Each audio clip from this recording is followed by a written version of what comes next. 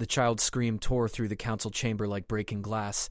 Every eye in the hall snapped toward the sound. I stood frozen at attention, my ceremonial pike gripped tight, as the human girl, no more than 6 solar cycles old, stumbled backward from the view-in gallery railing. Her pale skin had gone chalk white. Her small hand pointed at something only she could see beyond the shimmering energy barrier that separated observers from the judgment floor. "Monster," she whispered. Then louder, "Monster!" The Valian ambassador's skin rippled from diplomatic silver to offended crimson. The Korath delegation's translator clicked in alarm. But none of that mattered because High Commander Zarthix was already moving. His massive form glided across the polished stone with predatory grace, each footfall silent despite his size. When he reached the child, he didn't kneel, didn't soften. He simply existed beside her, close enough that his shadow fell across her trembling shoulders. "What do you see?" His voice carried through the chamber without volume, each word precise as a surgical blade. The girl's mother, Ambassador Chen, lurched forward from her seat among the Earth delegation. I saw her calculation, the weight of diplomatic incident crashing against maternal instinct. Protocol demanded she remain seated during formal proceedings. Protocol demanded silence. Protocol was about to shatter. I moved without thinking. 3 steps brought me between the ambassador and the floor. My pike shifted horizontal across my chest in the blocking stance. Her eyes met mine, wild with panic and fury. "Let me pass." "Not a request. Your daughter is safe." I kept my voice steady, professional. "The High Commander will not harm her. Perhaps too sharp. But truth mattered more than diplomacy in this moment. If he wished harm, we would already be mourning."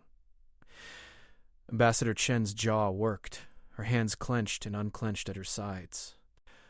Around us, the other delegates watched with the focused attention of predators assessing weakness, the Korath especially. They'd been against humanity's inclusion from the start. One misstep here, one breach of protocol, and Earth's petition would die before it truly began. Behind the barrier, Zarthix crouched, not quickly. Each movement deliberate, calculated to appear non-threatening despite his size. When his eye level matched the girl's, he waited. Simply waited, hands visible and empty. "Do you see?" he asked again. The child's breathing came in hitches. Tears streaked her face. But something in Zarthix's stillness, his patience, seemed to steady her. She wiped her nose on her sleeve, a gesture so purely human, so unrehearsed, that several delegates shifted uncomfortably at the raw authenticity. "The Purple Lady," the girl said. "Behind the Queen. She's wrong." Every delegate in the chamber went rigid. Queen Silvara had been motionless throughout the proceedings, as was her way. Her kind, the ancient Velshaw, rarely moved during formal sessions, preserving energy across their centuries-long lifespans. Her attendants flanked her throne in perfect symmetry. Visible, accounted for, nothing purple among them. "Expand the barrier perception field," Zarthix commanded. Not loud, not rushed. But the technicians scrambled to comply, fingers flying across holographic interfaces. The energy barrier shimmered, its frequency shifting. The chamber's light bent and twisted. And, their gods above and below, there she stood, a Velshaw female in the space between perception, her skin a violent purple that spoke of poison and madness, her body positioned 6 inches behind the Queen's throne, one hand extended toward the base of Silvara's neck. The chamber exploded into chaos. Guards materialized from alcoves I hadn't known existed. Energy weapons hummed to life. The Korath delegation dove for cover, their translators shrieking protocols in 12 languages simultaneously. Ambassador Chen forgot all pretense and sprinted for her daughter, and this time I let her pass because nothing mattered except the fact that a human child had just prevented a royal assassination. The purple Velsha moved. Fast. Faster than anything that size should move. Her hand completed its arc toward the Queen's neck, toward the neural cluster that would end Silvara's life in an instant. But Zarthix was already there, pike materializing in his grip from somewhere, blade flashing in a perfect interception arc. The assassin's severed hand hit the floor with a wet sound. She didn't scream. They never did, the truly dedicated ones. She simply dissolved into shadow phase, trying to escape through dimensional overlap, but the barrier technicians had already adjusted frequencies, locking down every possible exit vector. She rematerialized against the far wall, trapped, her remaining hand clutched against the stump of her wrist. Queen Silvera finally moved, one slow turn of her head, her eyes, ancient beyond measure, fixed on the assassin, then shifted to the human child still standing at the gallery railing, held tight in her mother's arms. "Bring them to me," the queen said. The chamber went silent. Even the wounded assassin stilled. Ambassador Chen's grip on her daughter tightened. I saw the fear there, the absolute certainty that this had all gone catastrophically wrong. That her child's honesty had doomed them both, but I knew the Velsha better than most, had served in their guard for 20 cycles. And I recognized the color blooming across Queen Silvara's skin, not as anger, as wonder. "Escort them." I crossed the chamber floor with the ambassador and child following close, each step measured, each breath controlled. This was the moment Earth's future would be decided, not through diplomatic maneuvering or carefully crafted treaties, but through one child's ability to see what centuries-old technology had missed. We reached the base of the throne. I knelt, as protocol demanded. Ambassador Chen followed my lead, pulling her daughter down beside her. The girl looked up at the queen without fear. Children, I'd learned, rarely understood the weight of the powerful. They saw only what was real. Queen Silvera leaned forward. Her skin shifted through colors I'd never witnessed, silver to gold to something like starlight. When she spoke, her voice carried the weight of ages. "What is your name, small one?" "Maya," the girl's voice barely a whisper. "Maya," the queen tested the word, letting it roll across her tongue. "You have given me the greatest gift one being can offer another. You have given me more life." She paused, and I swear the very air in the chamber held its breath. "How did you see her? Our own technology failed. Our own guards," her gaze swept across us, not accusatory, but genuinely curious, "detected nothing." Maya chewed her lip, thinking. She was the wrong color purple.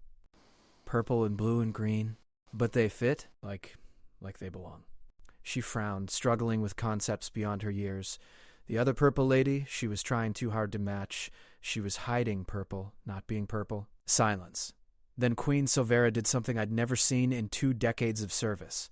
She laughed. The sound rolled through the chamber like summer rain, washing away tension and replacing it with something approaching joy. "Humans," she said, addressing the council at large, "perceive authenticity differently than we do. While we have refined our senses to detect threats through technological and biological enhancement, we have lost something essential. We have lost the ability to sense intention beneath appearance." She turned back to Maya. "You saw through the camouflage not because you understood the technology, but because you understood the lie." Ambassador Chen had gone very still. I could see her mind working, calculating implications. "High Commander Zarthix." The Queen's attention shifted. "Your assessment. The child identified a Phase 7 infiltrator using nothing but visual observation and intuition. Phase 7 technology is specifically designed to fool enhanced perception. It should be impossible for unaugmented senses to detect.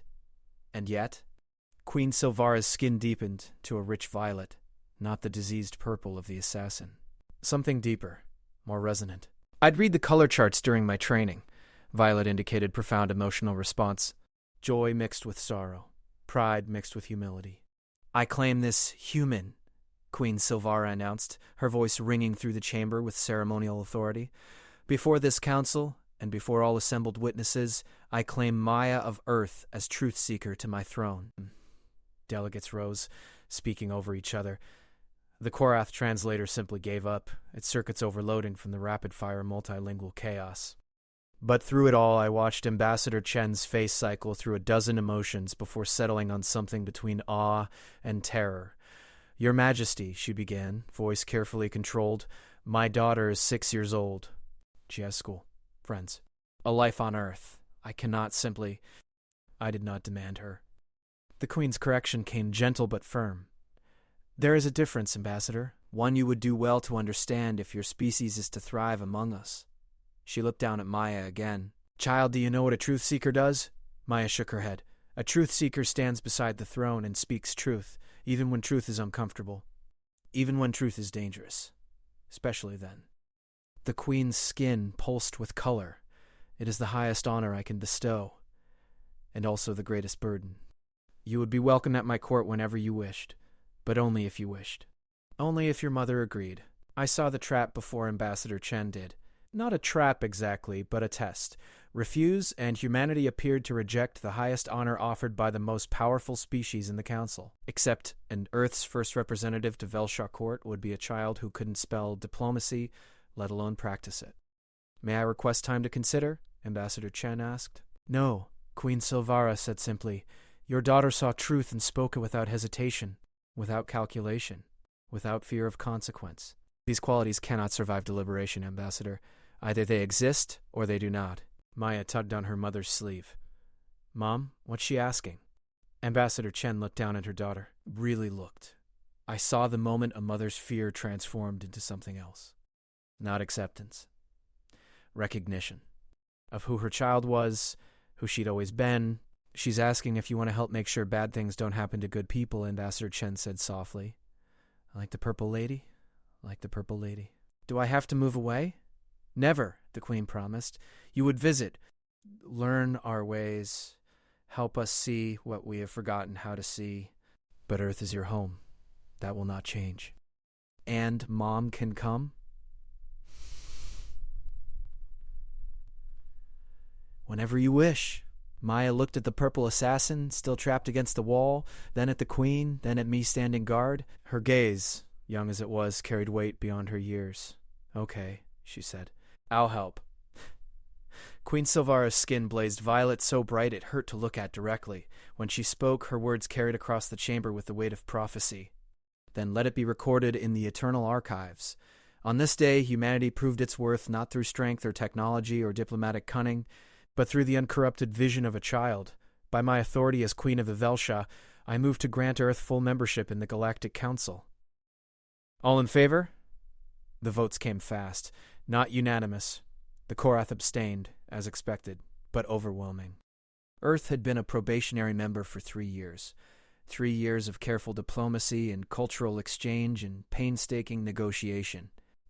All of it rendered moot by one child's honest observation. I escorted Ambassador Chen and Maya back to the gallery as the formal proceedings resumed. The assassin was removed, though she'd likely face ceremonial execution within the hour. Harsh, perhaps, by human standards. But attempted regicide demanded absolute response. Thank you, Ambassador Chen whispered as we reached the gallery stairs. For stopping me earlier.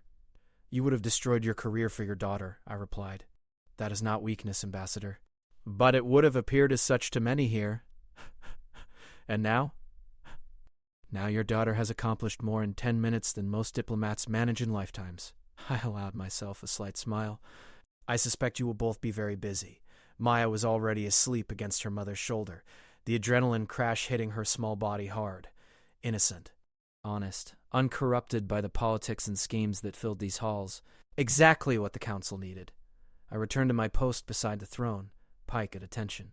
Queen Silvara caught my eye and her skin flickered a brief orange. Gratitude and acknowledgement. I'd done my duty. Nothing more. But in that moment, standing guard over proceedings that would reshape galactic politics for generations, I understood what the child had seen. The assassin hadn't been wrong in color or form, she'd been wrong in intent. And somehow impossibly a 6-year-old human had detected that wrongness, while our most sophisticated sensors failed. As the council debated humanity's integration protocols, I watched Queen Silvera's skin cycle through contemplative blues and thoughtful greens. She was already planning, already considering how humanity's unique perception might serve the greater good, already weaponizing honesty the way others weaponize technology. The child had no idea what she'd started, what doors she'd opened, what expectations would follow her for the rest of her life. But watching her sleep, peaceful and pure against her mother's shoulder, I hoped the galaxy would be gentle with her gift, that they would nurture it rather than exploit it, that Maya of Earth would grow to understand the weight of the honor bestowed upon her, and that when the time came, when she stood before this council as an adult and spoke truth to power, they would have the wisdom to listen. Because humanity, I was beginning to understand, saw the universe differently than we did. Not better, not worse. Simply different. And in that difference lay the potential for either catastrophe or salvation. The Queen's skin settled into a deep, resonant violet, the color of profound change. The color of new beginnings. Maya slept on, unaware that she'd just saved a queen's life and secured her species' future with nothing but honest eyes and an uncorrupted heart. And in the ancient halls of the Galactic Council, where schemes layered upon schemes and politics twisted like serpents, that honesty shone like a star.